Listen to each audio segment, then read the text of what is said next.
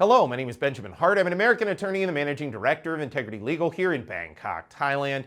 As the title of this video suggests, we're discussing I-601 approval and subsequent issuance of a K-1 visa pursuant to that approval. What are we talking about here? Well, those who are applying for a K-1 fiancé visa, and for those who are unaware, it is possible for a foreign national fiancé of an American citizen to seek immigration benefits to come to the United States for 90 days in order to seek marriage and adjustment of status to lawful permanent residence in the United States. It is possible to seek such a visa.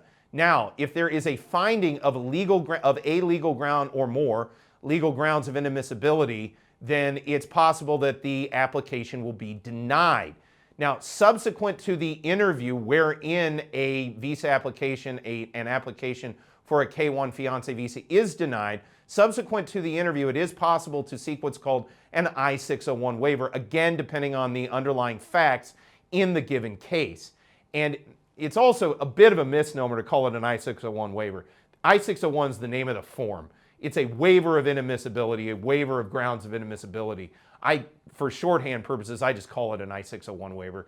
It's what I've always called it, for that matter. But that being said, understand it's a waiver of grounds of inadmissibility. Somebody has been found ineligible to go to the United States. You're now seeking a waiver. Okay, that's its own process. We've discussed the process of getting a waiver, I-601 processing in other videos, sometimes in tandem with what's called an I-212. Again, depending on the underlying facts in the case, it may be required to file one of those, it may not.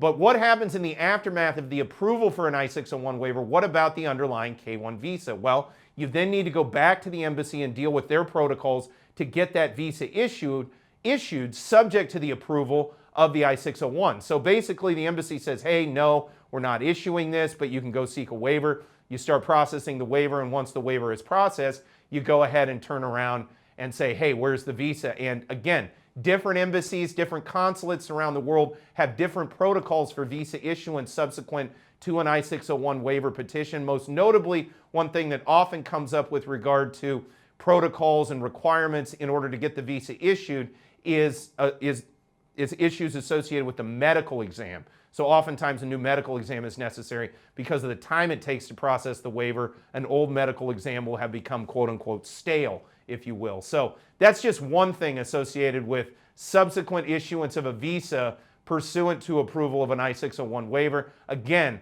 analysis in these matters will be driven by the underlying facts in a given case. For those who find this overwhelming, and frankly, this is the high weeds of U.S. immigration law. I-601 waivers are complex. The process for processing them is Byzantine. You know, I write very complex briefs and large filings. I mean, it looks like a phone book by the time I file some of these cases associated with an I-601 waiver. For those who feel a bit overwhelmed by this stuff, it may not be a terrible idea to contact a legal professional, gain some insight and guidance into how best to proceed.